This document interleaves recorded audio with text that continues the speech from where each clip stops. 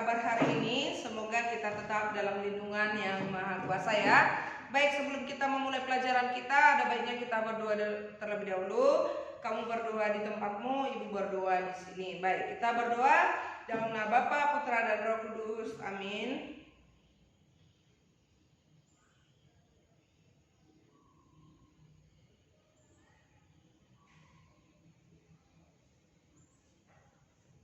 Berdoa selesai. Baik, apa kabar anak ibu kelas 7? Ibu yakin pasti dalam keadaan sehat dan luar biasa ya. Baik, pada pertemuan pagi ini, pertemuan-pertemuan sebelumnya kita sudah ada, ibu sudah ada memberikan tugas untuk kalian untuk mengerjakan buku pena halaman 96 dengan mengidentifikasi informasinya dari halaman 94 dan 95, surat 1 dan surat 2. Dan surat yang ada di aktivitas 1 di halaman 95. Baik, kita langsung saja eksekusi. Kita langsung bahas. Boleh buka bupenanya di rumah, halaman 96 bagian B.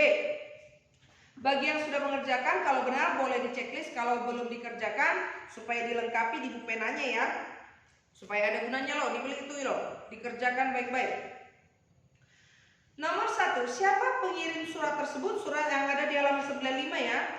Siapa pengirim surat tersebut? Pengirim suratnya adalah sekretaris, yaitu Oktavarina Hanum.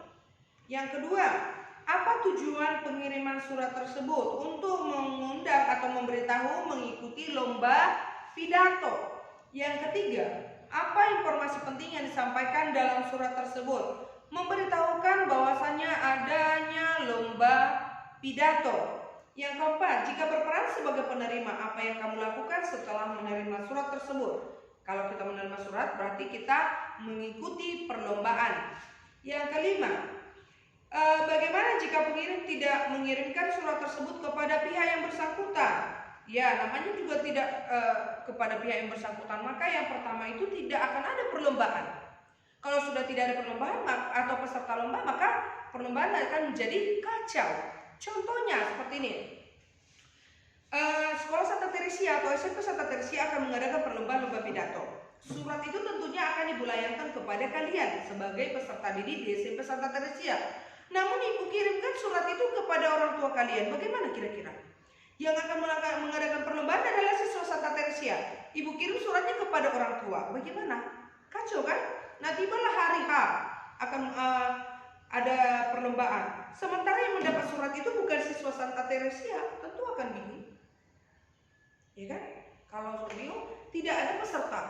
Karena apa? Karena kamu yang harusnya menjadi sasaran dari surat itu tidak mendapatkan surat, tidak tahu apa yang terjadi, tidak tahu bahwasanya ada perlombaan, maka ketika kita mengadakan perlombaan akan kacau kan?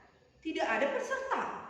Karena apa? Karena kalian tidak tahu bahwasanya adanya perlombaan. Itu dia tidak tepat sasaran, maka perlombaan tidak akan terjadi, maka akan kacau. Seperti itu kira-kira. Oke, kita lanjut yang bagian C, nomor 1.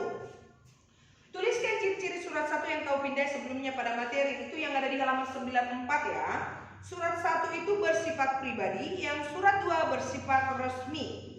2. Bersifat pribadi, yang kedua menggunakan bahasa non formal. Nah, untuk yang nomor 1 bagian C, ciri-cirinya yang pertama bersifat pribadi, yang kedua menggunakan bahasa non formal atau bahasa sehari-hari. 2. Tuliskan ciri-ciri surat 2 yang telah kamu baca pada bagian A yang ada di halaman 94 ya. Yang pertama bersifat resmi, yang kedua menggunakan bahasa baku atau bahasa resmi. 3. Jelaskan perbedaan tujuan pengiriman surat. Kalau surat 1 tujuannya untuk menanyakan kabar atau kegiatan ekstrakurikuler di sekolah baru seseorang atau temannya, ya, menanyakan itu ya. Bagaimana ekstrakurikuler? Bagaimana sekolah barumu? Itu artinya menanyakan keadaan seseorang. Oke? Yang kedua, surat 2, undangan atau pemberitahuan lomba pidato antar kelas dalam peringati Hari Sumpah Pemuda.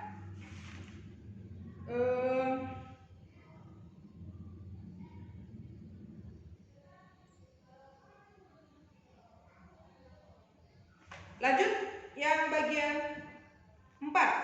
Jelaskan sifat kedua surat tersebut berdasarkan kepentingannya. Surat 1 bersifat pribadi, surat 2 bersifat resmi. Nomor 5. Bila mana kamu menulis surat 1 dan surat 2, surat 1 dan surat 2 artinya surat pribadi dan surat resmi. Jelaskan berdasarkan pengalamanmu atau pengalaman orang tuamu. Ini jawabannya dari kamu ya. Misalnya, kamu apakah sudah pernah menulis surat? Nah, kalau sudah pernah menulis surat pribadi, sudah pernah menulis surat resmi, apa pengalaman kamu?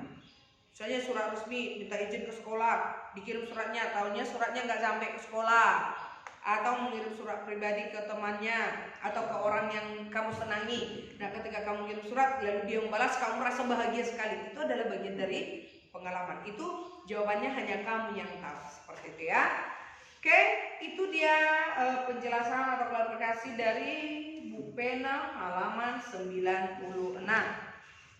Sekarang Ibu minta kamu buka buku paket kamu halaman 176.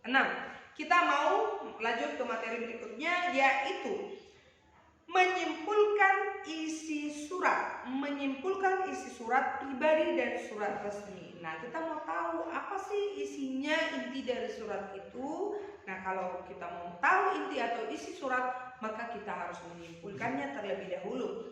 Ada beberapa langkah-langkah yang harus kamu lakukan ketika kamu mau menyimpulkan isi surat. Yang pertama, yang pastinya kamu harus baca isi surat. Bagaimana kita menyimpulkan isi surat kalau kita saja tidak tahu apa isinya? Kita tidak baca, gitu ya. Yang pertama, baca surat dengan seksama. Yang kedua, temukan pokok-pokok isi surat. Pokok-pokok isi surat atau inti-inti surat dari setiap paragraf boleh, dari setiap kalimat juga boleh, terserah. Pokoknya apa informasi penting yang disampaikan di dalam surat tersebut. Nah, setelah kamu temukan pokok-pokok isi surat, jadikan dia sebuah paragraf. Nah, dari paragraf itulah kamu tarik kesimpulan. Sebenarnya intinya yang mau disampaikan di surat itu apa? Boleh secara tersurat, boleh tersirat. Tersurat artinya kamu buat kesimpulan dari pokok-pokok surat yang kamu temukan tadi. Kalau tersirat, kamu boleh menyimpulkan isi surat dengan menggunakan bahasamu sendiri berdasarkan pokok-pokok surat tadi. Itu dia. Jadi yang pertama sekali tadi baca suratnya, lalu temukan pokok-pokok itu jadikan sebuah paragraf, susun, lalu tarik sebuah kesimpulan. Nah, bagaimana tips atau trik untuk menyimpulkan surat supaya sebenarnya menyimpulkan isi surat itu tidak sulit, sangat mudah. Tergantung kamu mau memahami surat itu dengan baik atau tidak. Nah, boleh buka buku paketmu halaman 176 dan 177. Di sana sudah ada surat dan pokok-pokok isi surat serta kesimpulannya. Lihat di halaman 176. Situ ada surat untuk teman-teman redaktur majalah Sekolah Eksplor di Tempat. Boleh kamu baca nanti ya. Lalu setelah itu di bawahnya ada pokok-pokok isi surat. Kita ambil sampel paragraf 1 ya. Ibu baca ya, nanti kamu boleh baca di rumah. Nanti kalau ibu bacakan videonya terlalu panjang. Teman-teman yang baik, terima kasih sekali atas perhatian dan solidaritas teman-teman yang berkenan menjenguk ayahku yang sedang sakit. Kenyataan yang mengharukan ini menggambarkan betapa besarnya rasa kebersamaan yang tetap hadir di antara kita. Semoga kita semua bisa tetap merawat rasa kebersamaan ini dengan baik di masa-masa mendatang. Oke, lihat di bawahnya. Pokok-pokok isi surat dari paragraf 1. Penulis mengucapkan terima kasih kepada teman-teman redaktur yang kemarin telah menjenguk ayahnya. Benar atau tidak? Pokok-pokok suratnya tadi, penulis surat mengucapkan terima kasih kepada teman-teman redaktur yang kemarin telah menjenguk ayahnya. Tepat ya? Terima kasih sekali atas perhatian dan solidaritas teman-teman yang berkenan menjenguk ayahku yang sedang sakit. Nah, begitu kira-kira.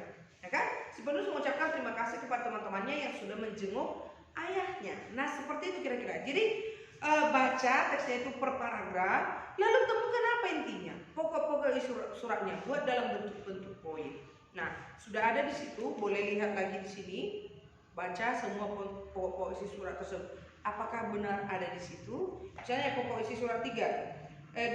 Penulis surat menceritakan bahwanya ayahnya kini terkena serangan jantung dan diopname di RSUP Denpasar. Lihat di paragraf 2. Ayahku harus mengalami rawat inap di rumah sakit. Diawali oleh gejala flu biasa, tapi terasa cukup berat. Ayahku masuk ke UGD dan di RSUP Denpasar. Ada kan? Nah, jadi caranya temukan pokok-pokok atau inti-inti atau informasi penting dari setiap kalimat atau setiap paragraf dari surat tersebut, buat dalam bentuk-bentuk poin. Nah, setelah buat dalam bentuk-bentuk poin, tariklah sebuah kesimpulan. Kesimpulannya di sini, Iwayan Satata adalah seorang direktur majalah sekolah. Dia tidak bisa melakukan proses editing yang menjadi bagiannya karena harus membantu ibunya menjaga ayahnya di rumah sakit. Untuk itu dia meminta teman-teman redaktur lainnya membantunya menyelesaikan editing majalah tersebut agar bisa terbit seperti itu. Nah,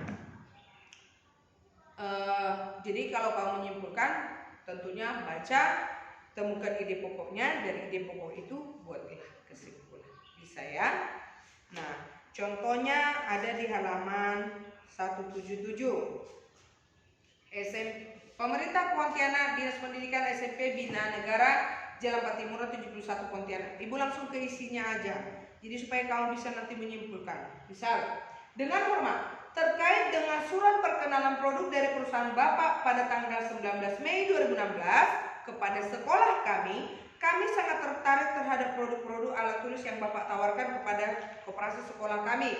Untuk kepentingan tersebut, mohon kiranya Bapak mengirimkan teknik pembelian lengkap dengan cara pembayarannya. Proses pemesanan akan langsung kami kerjakan setelah surat yang isinya langkah pengiriman dan pembelian produk tersebut datang. Atas perhatian Bapak kami sampaikan terima kasih. Baik, jadi langsung aja ke intinya, kita cari intinya dengan hormat. Terkait dengan surat perkenalan produk dari perusahaan Bapak pada tanggal 19 Mei 2016 kepada sekolah kami. Berarti di sini tadi kan pengirim suratnya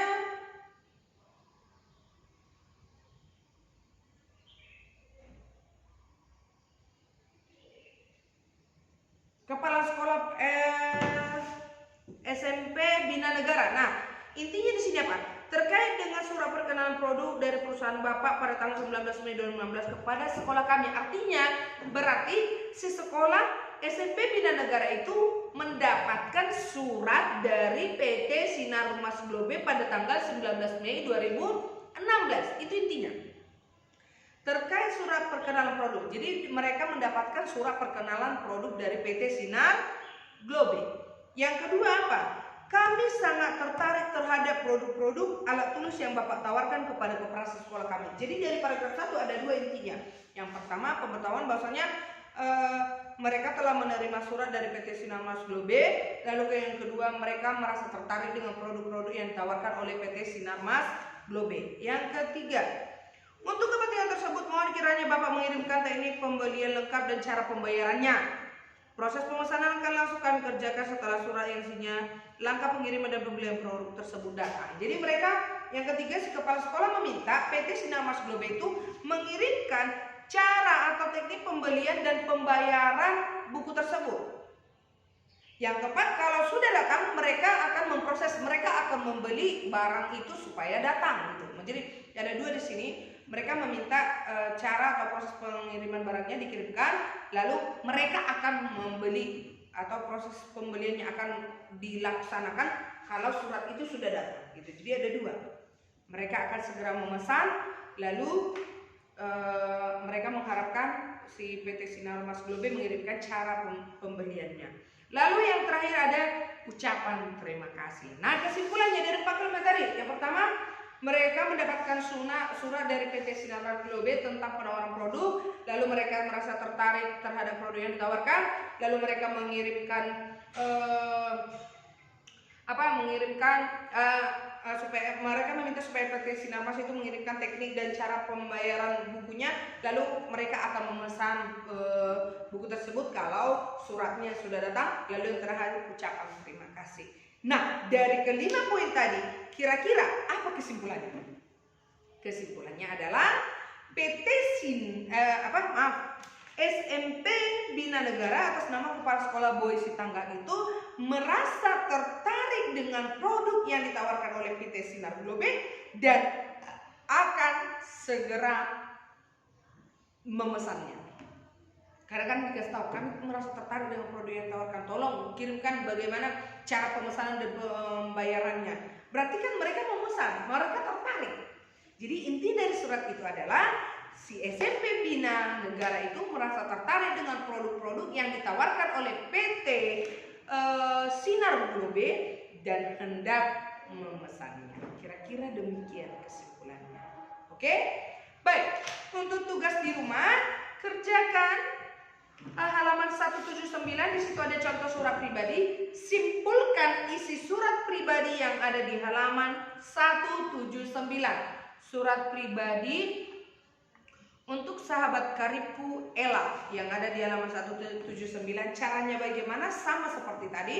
Baca dulu, lalu temukan inti-inti atau ide-ide pokok atau informasi penting dari setiap paragraf seperti yang Ibu buat tadi barusan. Lalu jadikan sebuah paragraf, lalu tarik sebuah kesimpulan. Oke?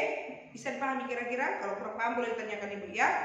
Jadi baca terlebih dahulu, temukan inti-inti pokok atau informasi-informasi penting dari setiap paragraf, susun, lalu jadikan sebuah paragraf. Dari sebuah paragraf itulah tarik sebuah kesimpulan. Boleh tertulis, boleh tersirat, itu kamu sendiri yang menyimpulkan. Kalau tertulis, ambil dari teks tersebut. Oke? Jangan langsung kesimpulannya ya, harus ada jalannya ya. Harus ada dulu kamu tuliskan pokok-pokok atau inti-inti surat dari setiap paragraf, jadikan sebuah paragraf, lalu tarik sebuah kesimpulan. Oke? Bisa dipahami kira-kira nak? Tugasnya di halaman 179, menyimpulkan isi surat pribadi. Oke, itu saja pertemuan kita pagi ini.